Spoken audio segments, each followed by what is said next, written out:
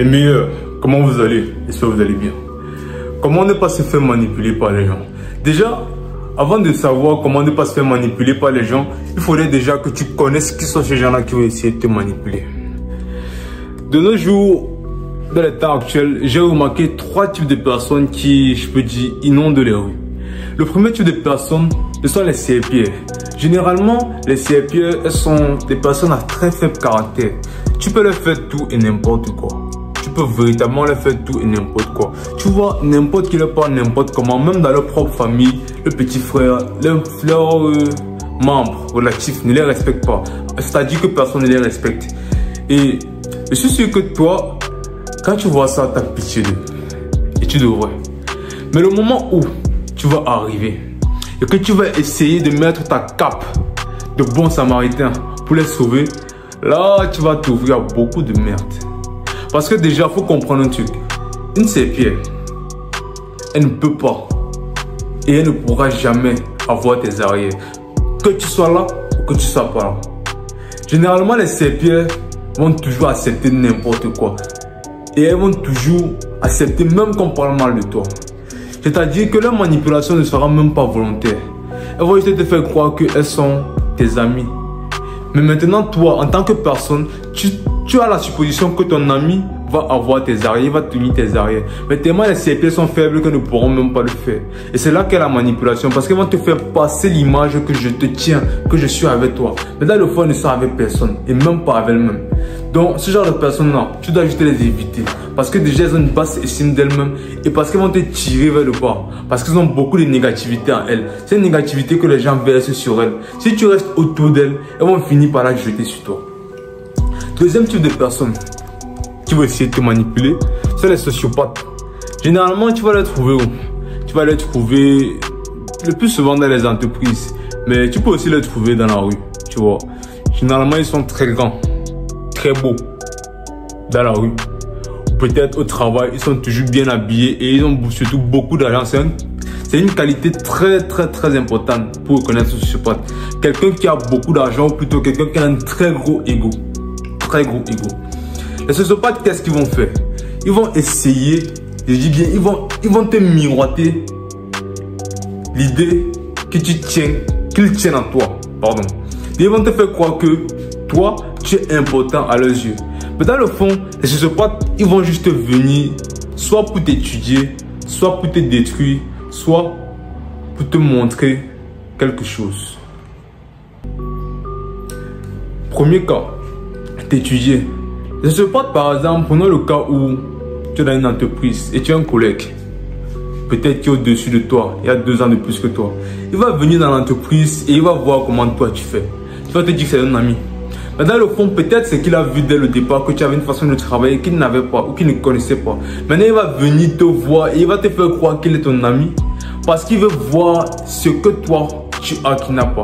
Il veut se mettre près de toi pour pouvoir bien t'étudier. Et quand il aura ce qu'il voudra, paf, il va s'en aller.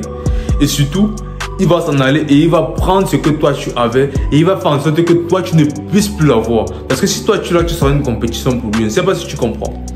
Deuxième des cas, ils veulent te détruire. Généralement, c'est plus le cas des femmes, ça. Si tu es tombé dans une relation où tu étais avec une fille, avec une go, et peut-être elle t'aimait plus, tu vois, mais elle t'a pas quitté. Par contre, ce qu'elle a fait, c'est qu'elle te faisait chier. Et vraiment, ça la faisait marrer, elle et ses copines, de te faire du mal. Tu vois un peu, tu regardes peut-être la situation et tu te dis, pourquoi est-ce que ça te fait plaisir en fait de me voir souffrir? Parfois les filles font ça, parfois c'est même des gens que tu vas trouver des agresseurs dans la route ou peut-être même des amis qui vont toujours essayer de t'insulter quand il y a des gens autour, qui vont toujours essayer de se moquer de toi quand il y a des gens autour. Dans le fond, il est plaisir de te voir dans le malheur ou de te voir en quelque sorte dans un état de faiblesse. Dans la manipulation qu'ils vont exercer sur toi, c'est quoi? C'est qu'ils vont essayer de te faire croire qu'ils tiennent à toi. Mais dans le fond, ils veulent juste soit avoir quelque chose de toi, soit t'utiliser comme une source d'énergie, une source de réservoir d'énergie pour puiser de l'énergie de toi. Et maintenant, le troisième type de personne. N'oubliez pas, le premier c'était les serpillères, le deuxième les sociopathes. Le troisième type de personnes sont les vampires d'énergie. Et c'est le pire. Tu peux mixer les vampires d'énergie avec les sociopathes. Mais les sociopathes encore, ils ont une part d'humanité en eux. Les vampires d'énergie, ce sont les pires. Les vampires d'énergie, qu'est-ce qu'ils vont faire? Toujours, je dis bien toujours, ils vont te parler de leurs problèmes. À chaque fois que tu vas les appeler, ils vont te parler de ses problèmes. À chaque fois, peut-être que tu vas être avec lui, il va te parler de lui. Et jamais peut-être il va s'intéresser à toi. Et quand tu auras un problème, il va disparaître. Ce n'est pas forcément financièrement. Certes, il peut y avoir des vampires d'énergie financiers. Il vient et il cherche à manier ton argent. Mais la plupart du temps, ce n'est même pas l'argent qu'ils veulent. C'est juste ton attention. Il vient. Regarde un peu, frérot. Tu n'as jamais eu une situation où quelqu'un est venu et il a essayé de te provoquer. Et quand tu n'as pas réagi, ça l'a énervé. Ça, c'est ce qu'on appelle un vampire d'énergie. Parce que dans le fond, cette attention-là, ils ont besoin de te faire réagir. Parce que quand tu réagis, c'est comme une sorte de transfert énergétique. Et c'est une sorte de manipulation parce qu'ils te manipulent pour que tu réagisses. Pour que quand tu réagis, tu leur transfères de l'énergie. Parce qu'eux, ils sont tellement vides qu'ils ne peuvent plus avoir de l'énergie. Et ils sont obligés de se nourrir de ton énergie. Alors, la vidéo fait dans 6 minutes. Ils sont obligés de se nourrir de ton énergie. Donc, ce que je peux te conseiller par rapport aux vampires d'énergie, ils sont très faciles à reconnaître. Tu regardes des yeux comme ça et c'est vide. Il n'y a rien à l'intérieur. Toujours en train de mal parler des autres. Toujours en train de dire un tel a fait ci, un tel a fait ça. Toujours dans des situations qui vont de mal en pire. Toujours lui, il a des problèmes. Jamais il est heureux. Et tu te dis, mais qu'est-ce que ce gars là? Et laisse-moi te dire, regarde, tu vas prendre un vampire d'énergie dans ta vie. Ne serait-ce qu'à quelques centimètres de toi. Et t'assure que sa négativité va t'influencer. Et tu vas toi-même te mettre à manquer de cette énergie-là. Parce qu'il va la prendre, il va la consommer. Et plus il va prendre ton énergie, plus des choses vont aller de mal en pire dans ta vie. Et tu vas te demander quel est le problème. Le véritable problème, c'est que tu te fais sucer ton sang. Et c'est pire que de la manipulation. Hein. Ça, je ne sais même pas comment je peux appeler. Je dois juste les éviter.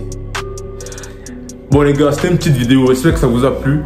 Les meilleurs, vous pouvez m'écrire en mail sur meilleur-de-vous-même@gmail.com. J'espère que la vidéo vous a plu. N'oubliez pas de liker et de vous abonner. Check les gars.